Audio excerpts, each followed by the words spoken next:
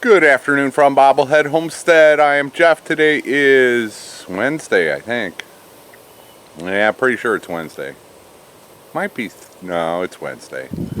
It doesn't matter.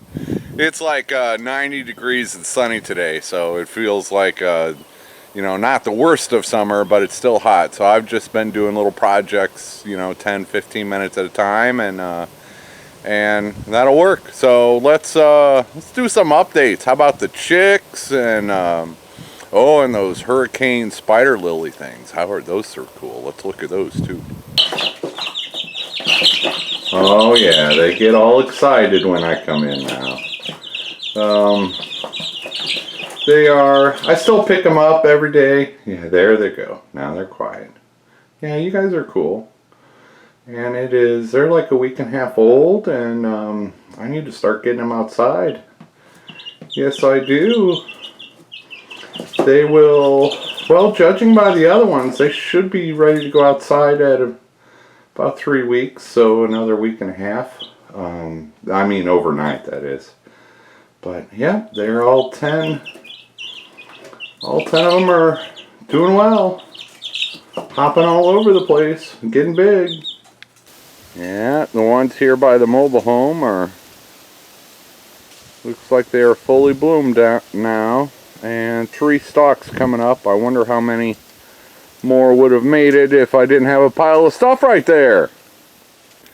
Oh yeah, here's one of my thousands of American beautyberry bushes. I mean, I've got thousands of them. They're just everywhere. I got these little purple berries all over the place. And they are starting to get ripe too. I wish there was a big market for them, but I can't give them away. I'm trying to. Well. Alright. This little group has bloomed nicely. There's one more coming up on the right. I don't know if it made it or not, but I tell you, this was perfect timing. We burnt that building down right there, and that's why all these leaves are on the ground prematurely, is because they got singed from the fire. But these little hurricane spider lily, I don't know what they are officially, but this little group, it didn't sprout until right after that, so that was pretty good timing. This one's in the shade right now. It gets good morning sun, but the other ones I think are in the sun. Let's look. Yeah, that is a nice group of those lilies. Looks like almost all of them have bloomed. Oh, no, there's one coming up that hasn't bloomed yet. But, yeah, these just stick out, bright red against the rest of the foliage in this area. But yeah, very cool. Yeah, I'll put popsicle sticks in the ground here so I remember exactly where they're at. Although they are right next to a bunch of irises that I might get around to digging them up this year. I don't know if I'll make it this far, but I want to get the ones closer to my home before I venture out this far. But yep, very nice looking lilies. Alright, this rose bush has started blooming again. It bloomed this spring, and then nothing this summer, and now we've got some blooms again. So, that one is past its prime. These are a little bit looser.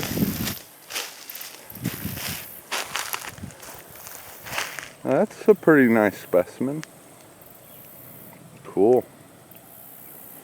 So, yeah. Good to see this one come back to life in the fall. Tithonia.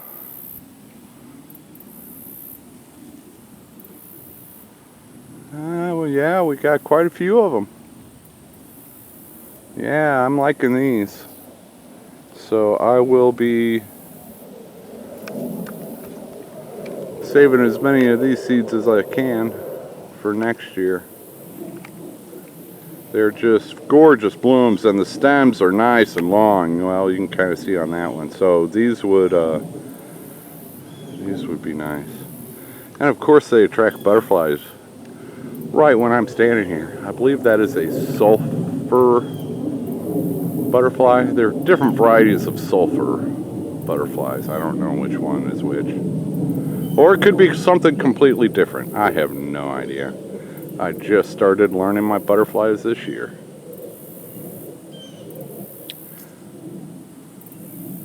Okay, I can't stare at you too long, or this will become one of those bobblehead geographic videos. Fifi was following me for a little bit. She went down there to see me looking at the spider lilies, but I think it's just too hot. It's just too hot. I know how it goes, Fifers.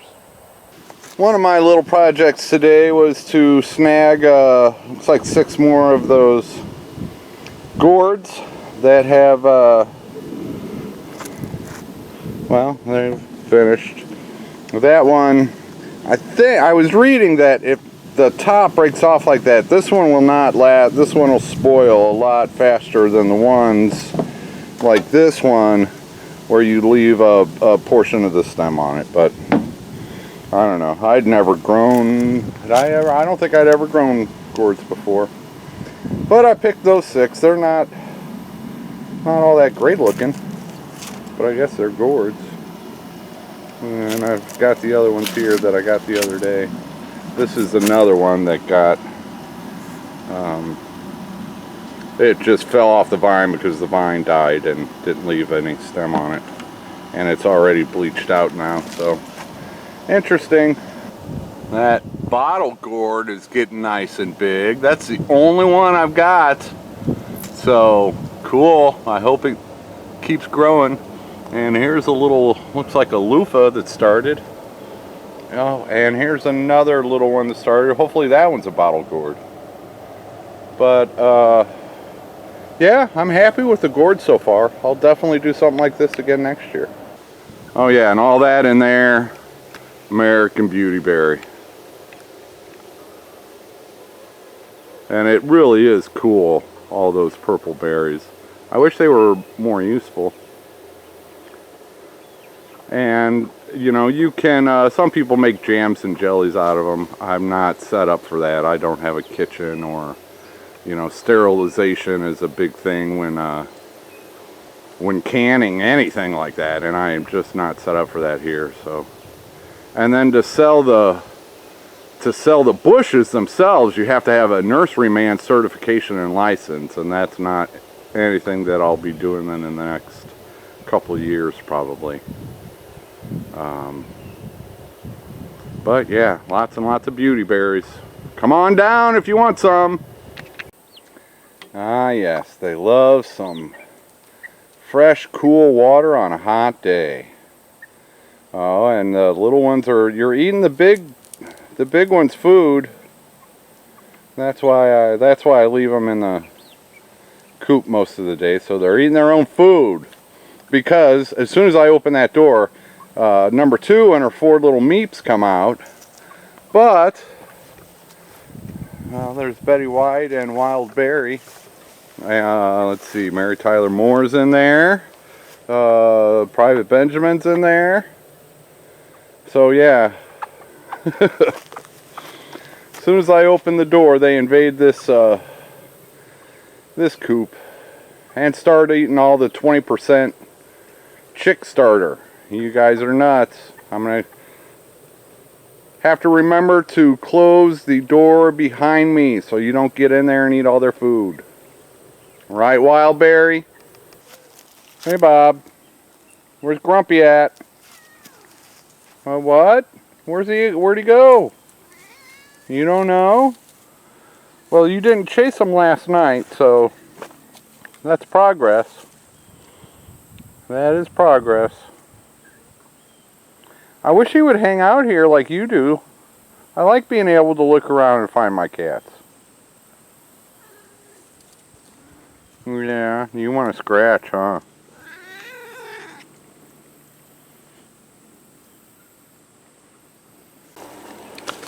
Another little project I was working on today, we're collecting some Cosmos seeds.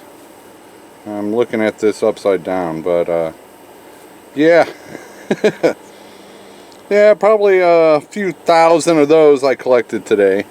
And, well, I might as well go show you how I'm doing that. Okay, well, you can see the flower. This is what they're like when they are ready, and I can't do it, but I put the envelope underneath it, and then I just pull my hand on it, and they mostly come out.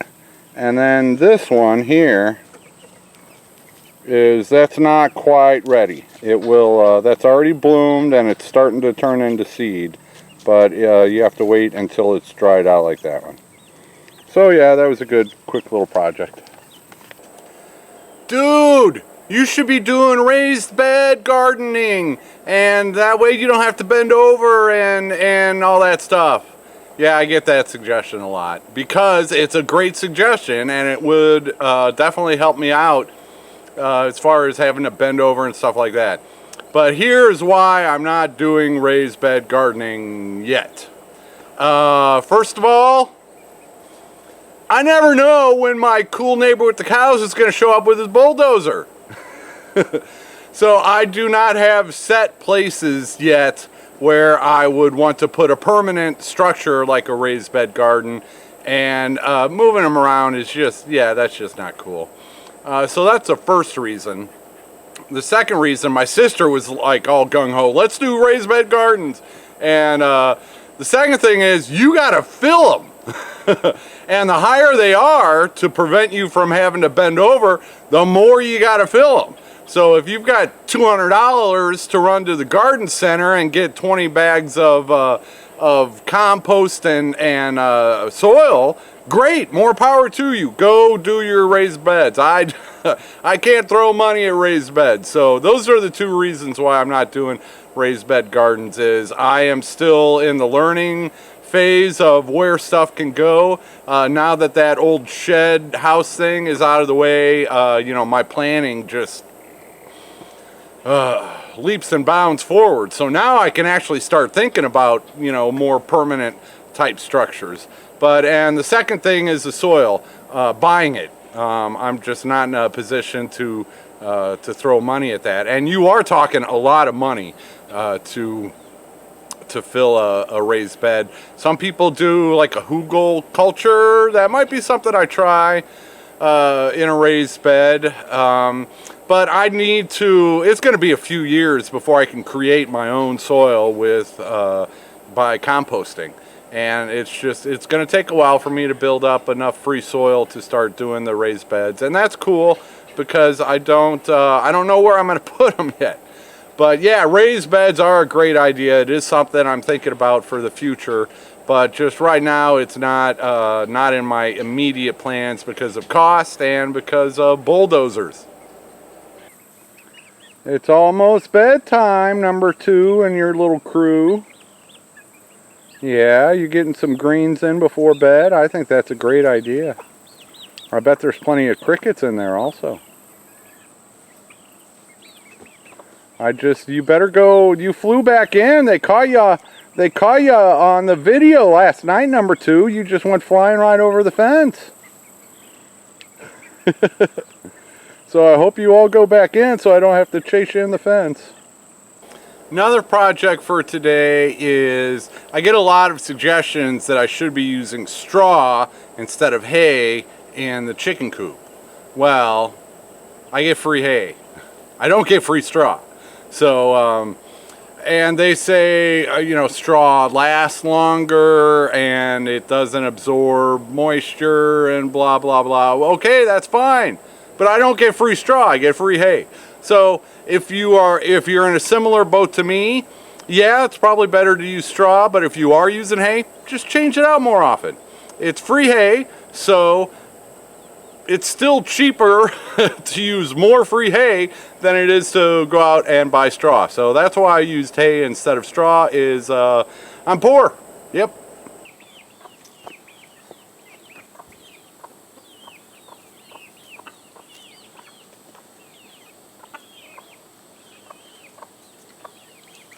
Nope, not yet. Not ready for bed yet, number 2. That's pretty smart, how to get back over the fence.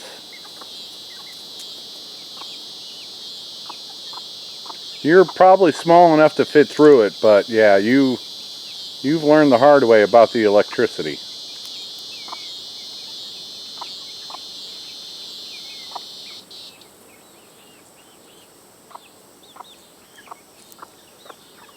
Okay, before number 2 interrupted me, I was going to point out that what I do with the old hay is I'll take a stack of it and then just lay it out, hose it down a few times because it's, you know, 4, 5, 6, who knows how old it is. And there are a lot of mushroom spores, fungus. So yeah, I just rinse it out and then let it dry out in the sun for a couple days, and then it's probably about the same thing as straw anyway. Take her easy, everybody. Thanks for watching, and thanks for being on my team. I really do appreciate it. Good night.